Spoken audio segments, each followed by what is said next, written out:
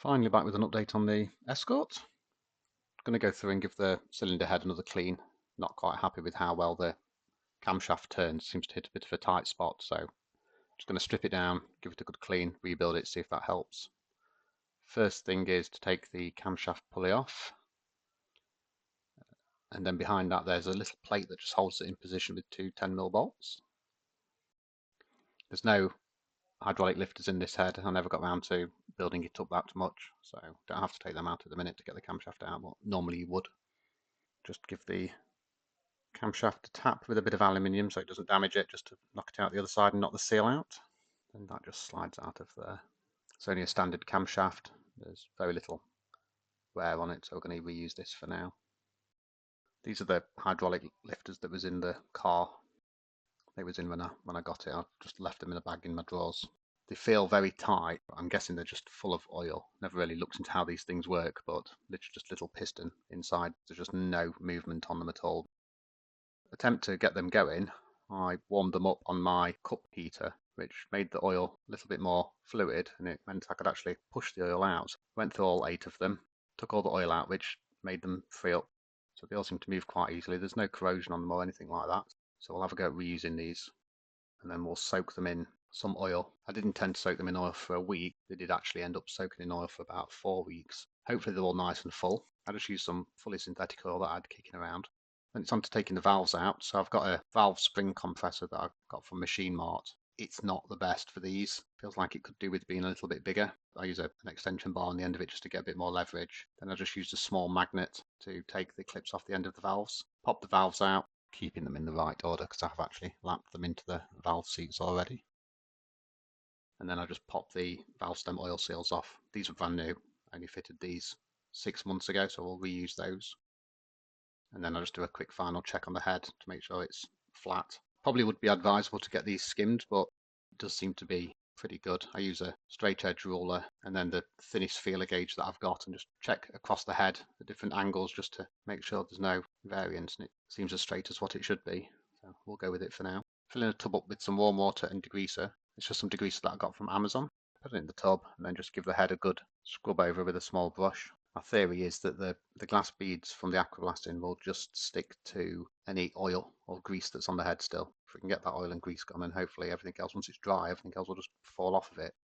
To get it quite full so I can sort of like plunge the head into there, give it a good shake in there to loosen everything off. Plenty of degreaser. This stuff works really well, but it feels horrible on your bare hands. Give the camshaft a clean through as well, and then just covered it in WD-40 just to get rid of any water, stop it from going rusty. And then it's on to drying the head. So paper towel to start with, and then I used some microfiber cloths and the air compressor just to try and blow any dirt out of there. Then just test a few valves through just to make sure that the valve stems are nice and clean. There's no sort of like grinding on bits in there. They all checked out really well. First thing back in there is the camshaft. So I've got some assembly lube, quite thick and sticky. So pop the camshaft in, and then just for now I've popped the pulley on. I need to get some new camshaft oil seals for the end of these. So we'll just pop that on for now, just so I don't lose the key. That seems to turn much better than it did previously. And then valve stem oil seals, just check those when I've taken them off. They all look absolutely fine. So clean up the base of those, and they could just all be popped back on. And I'll just use a socket just to go over them and just give them a good firm push down so they clip into place and that they're fully seated. Then once that's done, it's on to putting the valves back in. Since the head's going to be sitting a little while, I'll put a little bit of grease around the edge of the valve just so it stops it sort of binding together. It's probably not really needed. It's just me being a little bit over cautious. And then all I do, just push the valve through, compress the spring down, and then I just use a little bit of oil on the collars just to hold them in place until I release the tension on the valve compressor. Really simple heads to strip down and rebuild these are. Then just pop a little bit of oil on the underside of the valves. And then here's the hydraulic tappets that have had a very good soak in oil. I did put the oil can on the cup warmer just to warm the oil through so it went a little bit more fluid, so it would flow inside the tappet a little bit more easily. All the tappets did seem to be full of oil, which was good. I think there's lots of different ways that people have sort of bedded tappets in, so I don't know if this is going to make any difference. I'm not sure it'll still rattle when I first start the car up, but I think it's to be expected with these engines. And then the final part is the rocker arms, which just sit between the valve springs and the hydraulic tappets. They literally just have a little plate that sits on the head, and the rocker itself sits on that, and then they just bolt down and just torque them up. Turn the camshaft through to make sure it still turns okay and there's nothing binding up, and it certainly feels a lot better than it did. Definitely worth the time spent just going back over this head, just to make sure there was no other bits of glass bead or sealer with dirt in there. Certainly turns over a lot more smoother than what it did before, so I'm happy with that. Then on to the electrics. So my idea is to start being able to get bits of the interior back in the car. So the first thing is to get the loom in place. So I really want to be able to get the carpet down and the seats in. More of the case of just making room for me to work around in the garage.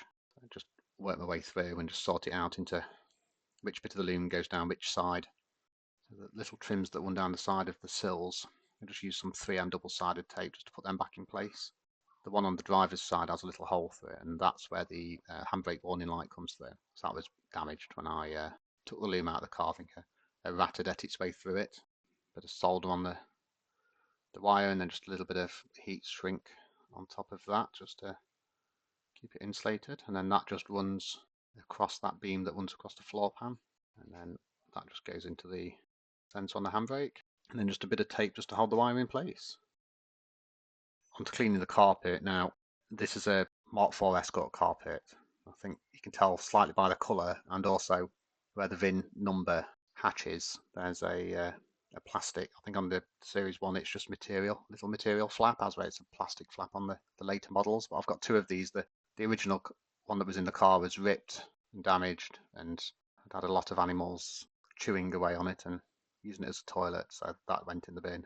But these ones don't seem to be too bad. There's a few stains on them, so I literally gave it a good scrub with some carpet cleaner, and then I jet washed it multiple times, and some stain remover where there was rust patches on it.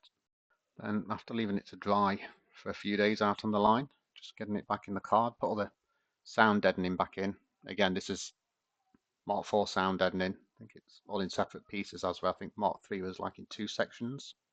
Might make it feel a little bit more complete and also a little bit more comfier while I'm in there sorting the rest of the wiring out. If a Mark III carpet comes up in good condition, it's one of them things where it's literally a few hours job to take the seats out and swap them over. So I managed to get a full interior for this car just after I'd bought it, which was probably a bargain. It was, I think I paid £400 for 2 front seats and the rear bench with door cards. Originally it had the leather Recaros in there out of what I believe an Astra GTA. I've not stripped these seats down anymore. They're in relatively good condition. I will at some point strip them fully down, put everything through the washer. But for now, I'm wanting to get the car built more complete so I know exactly what I've got. Nothing's difficult to take off these cars to refurb in bits. But at this point in time, I've got a mixture of nuts and bolts, and I just want to figure out exactly where I am with it all so I know what to start collecting together. These seats have been stored in my loft, which is why they've been split into bits. There's nothing major to do to put them back together. It's just a circlip that sits on the side that just hot locks them in, and then the plastic covers on the side as well, just to cover them over. These plastic side covers are just held on by 3 little push-in clips, so if you ever need to take them off, it's worth just looking on the inside of the seat and you can just see the inside of them. You can just push them through. Then just a single cross-headed screw on the winding handle. Pop that off, pop the plastic cover on, pop it back on again, and job's done. And then it's onto the seat runners. So I've just given these a quick run over with a wire brush on the drill and a quick run over with some gloss black. I had to buy these separate from everything else, as the ones that were attached to the leather seat that was in the car had been welded to the actual seat frame. Actually melted most of the leather on the actual Recaros, which was a real shame. And there was bits of weld wire sticking out and everything, so not the neatest job ever. Somebody had gone for a bit of a bodge. Then you just have this piece of wire between the two that just sort of synchronize them together so that when you're moving the seat it pulls both at the same time. Do need to get another one of these wires for the driver's side. And just bolt that in the car. Just 4 bolts, pretty straightforward. That'll give me somewhere to sit while I'm figuring out where all the wires go and soldering them back together. hopefully going to start making a lot of progress with the car now. Time of putting this video together, I've already managed to get quite a good start on the wiring loom and rebuilding all the doors back up and everything like that. They'll all be in the next video, and hopefully we can get some life into the car. Just thought I'd get an update out there so you knew what was happening. If you're up with this project, thank you very much, and hopefully be another video in the next week or two.